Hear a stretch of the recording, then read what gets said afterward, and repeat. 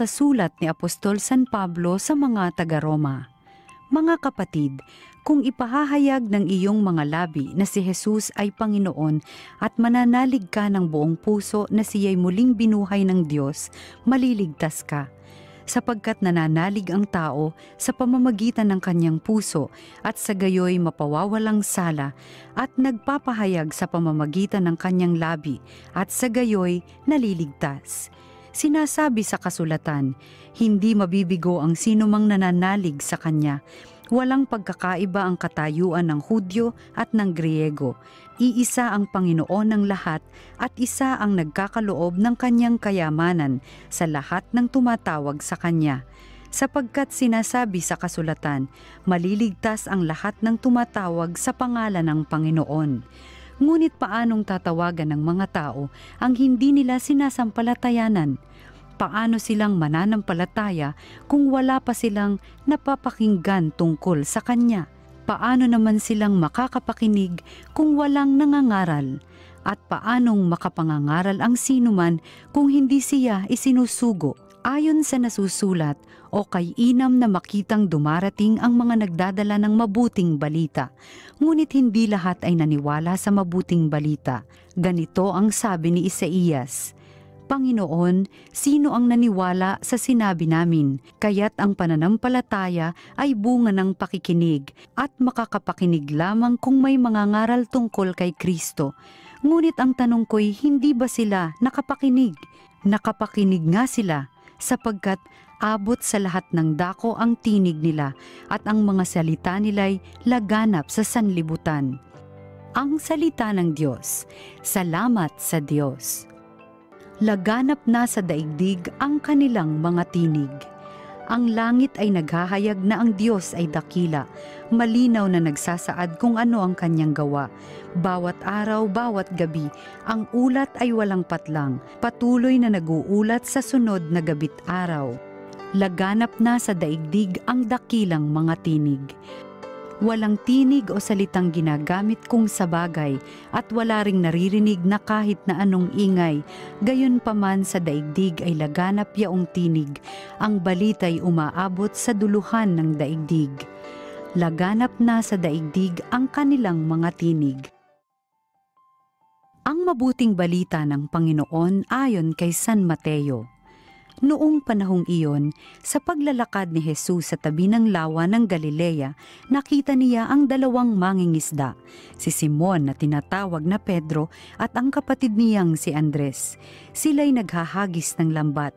Sinabi niya sa kanila, "Sumunod kayo sa akin at gagawin ko kayong mamamalakayan ng mga tao." Noon iniwan nila ang kanilang mga lambat at sumunod kay Jesus. Nagpatuloy siya ng paglalakad at nakita rin niya ang magkapatid na Santiago at Juan, mga anak ni Zebedeo. Sila'y nasa bangka kasama ang kanilang ama at naghahayuma ng lambat. Tinawag din sila ni Jesus, agad nilang iniwan ang bangka at ang kanilang ama at sumunod kay Jesus. Ang mabuting balita ng Panginoon. Magandang araw po sa inyong lahat, ating pagnilayan ng salita ng Diyos, salita ng buhay. Pinagdiriwang po natin ngayon ang kapistahan ni San Andres, isa sa mga apostoles na siya ring kapatid ni Simon Pedro. Sa ebanghelyo natin ngayon, ayon kay San Mateo, sabay silang apat na mangingisda ang tinatawag ni Jesus bilang kanyang mga unang alagad, si Andres, si Pedro, si Santiago at si Juan. Sila'y mga taong hindi naman mayaman, sikat o makapangyarihan. Sila'y mga ordinaryong taong handang iwanan ng lahat para kay Jesus. Bakit ba mangingisda ang pinili ni Jesus bilang kanyang mga unang alagad? Ito'y dahil sa mga katangian ng mga mangingisda na siya ring kailangan sa paghuhuli ng tao. Anong punto para sa atin ngayon? Upang makahuli ng tao, kailangan tayo ay may tapang, pasensya, tiyempo, at di nakikita. Ang mangingisda ay may tapang. Alam natin ang dagat ay maaring maging mabagsik at mapanganib. Pero ang mangingisda ay handang lumayag anumang panganib ang nag-aantay sa kanya. Kaya naman ang Kristiyano rin ay handang magpahayag ng katotohanan ni Kristo kahit mapanganib at may oposisyon. Ang mangingisda ay may pasensya. Inaantay niya ang isda na kumagat sa kanyang bingwit. At dapat manatili siya roon kahit parang walang nangyayari. Kung hindi siya mapakali o mainip siya, hindi siya makakahuli ng isda. Minsan parang ang ating kabutihang ginagawa ay pawang walang resulta. O ang mga proyekto natin ay hindi nagbubunga. Ngunit gayunpaman, kung tayo ay mabuting alagad, ay patuloy tayo magsisikap at magtsatsaga. Ang mangingisda ay may tiyempo. Alam ng mangingisda ang tamang timing kung kailan manghuhuli at kung kailan hindi. At ganoon din ang Kristiyano. Minsan, ang katotohanan ay madaling tanggapin ng tao. Minsan hindi.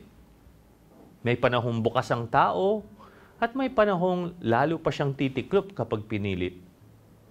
Kaya may tamang oras magsalita at may oras ring manahimik. Ang mabuting Kristiyano ay may tiyempo at alam ang tamang panahon. Ang mangingisda ay hindi nakikita. Oras na makita ng isda ang mangingisda, aalis agad ito. Kaya ang mangingisda ay hindi talaga nagpapakita. Gayun din, ang Kristiyanong naglilingkod at nagbibigay ng sarili. Hindi siya nagpapakita sapagkat ang atensyon ng tao ay dapat nasa Diyos, hindi sa Kanya.